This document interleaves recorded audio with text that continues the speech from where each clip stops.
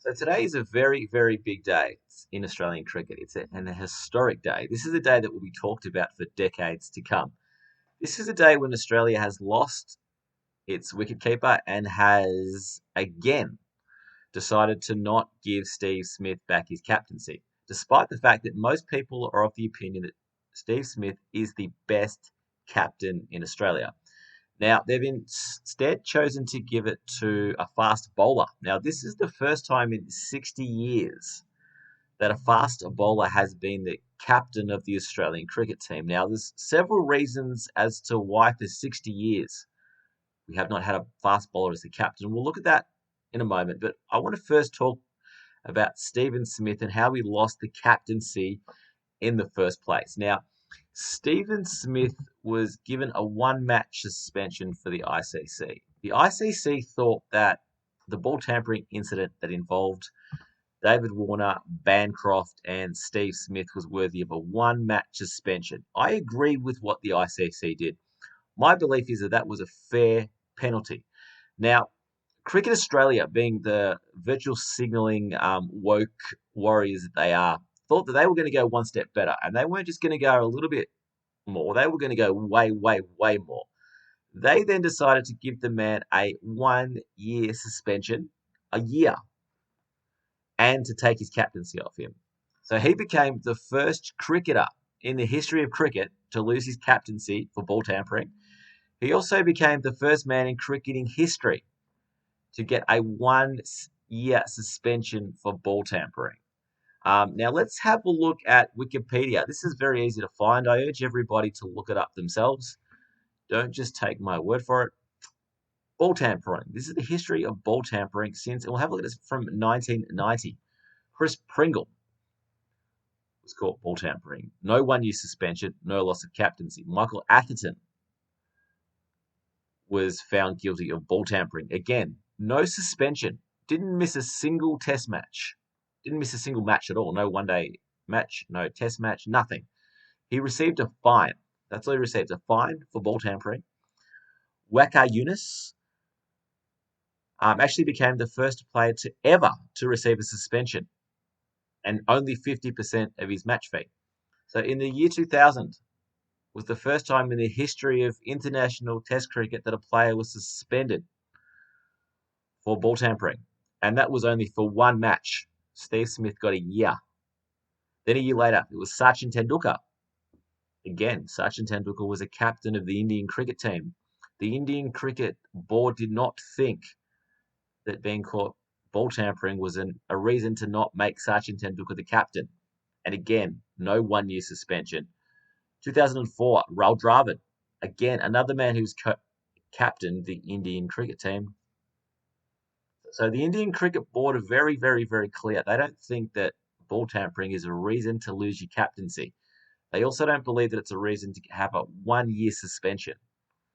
So the Indian Cricket Board seem to agree with the ICC, and they have a very differing view than what Cricket Australia does. And then in 2005, now this was a big one. Marcus Trescothick admitted in an autobiography that the England cricket team were using mints to make the ball swing. And anyone who watched that series will know that I challenge you to find a series of cricket where the ball moved more than what it did in 2005 in England. The tricks that the England cricket team were using on the ball worked, and they worked a treat. '06, the Pakistani cricket team. 2010, James Anderson and Stuart Broad. 2010, Shahid Afridi. The list goes on and on. But if you look at them one by one, one match suspension at the most. None of these guys got a year suspension. None of them lost the captaincy. But Cricket Australia, they're woker and they're bigger. They want to show just how moral they are. They want to show this off constantly. They want to show it off by taking the knee. Now, I was listening to the radio earlier on, and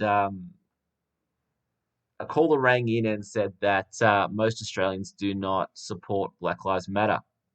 Well, this is coming from Sky News Australia. This has been viewed on Sky News Australia 23,600 times. Australian cricket team disgraced themselves by taking the knee. to the BML cult.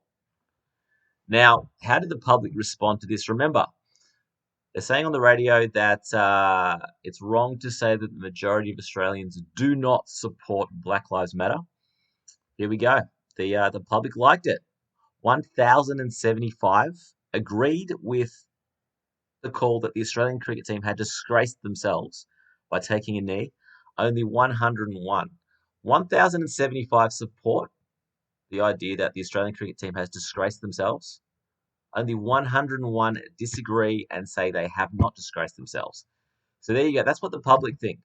The majority of the public think that when the Australian cricket team take a knee for Black Lives Matter, that they're disgracing themselves. Now, Steve Smith is going to be the assistant captain, which basically means at some point he is going to captain Australia again. That is the great news, that Steve Smith, who is the best captain in Australia, at some point will captain the team, because Pat Cummins is a fast bowler, and fast bowlers, as you can see from the record books, it's very, very rare for fast bowlers to play a lot of consecutive test matches in a row. As you can see here, the top 5, it's all batsmen. A batsman and a batsman who was a wicketkeeper. No bowler in sight. And that's one of the reasons why the Australian cricket team has not had a fast bowling captain in over 60 years, because they get injured too much. And then there's also issues of the captain is deciding who bowls and when. So I'm not saying Pat Cummins is going to do this, but he could do this. He might decide to not bowl himself against the best batsman in the opposition team. He might decide to give himself a lot of overs at the tail end, and that will then mean that he's going to get more career wickets, and he's going to have a much better career bowling average. If you're bowling at 9, 10, 11 consistently, you're going to have a much better average than if you never get overs against 9, 10, 11, and you get less overs against the superstar, the top 1 or 2 superstars in the opposition. So I think Cricket Australia, for the previous 60 years, has had it right in what's been something of a policy of not having the fast bowler as the captain. If you have a look around the state cricket too, very few states have had a fast bowling captain over the last 60 years or even 100 years. It's very, very rare for fast bowlers to be captains. But, Cricket Australia want to show how woke they are. So they've got rid of Tim Paine. Tim Paine sent some text messages that had nothing to do with cricket. Cricket Australia knew about the text messages and they didn't think it was a big deal. So they didn't care. So think about this. They didn't care about the text messages until the public knew about the text messages. Once the public knew about the text messages, they then were desperate to show how right, how woke, and how righteous they are.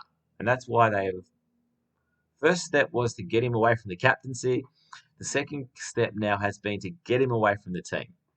So now, in the first test match against England, we're going to have a wicketkeeper who I'm sure we're going to find a good wicketkeeper replacement, but it's going to be a wicketkeeper who the selectors and the majority of the experts are saying this is not the best wicketkeeper, but he's going to be the wicketkeeper.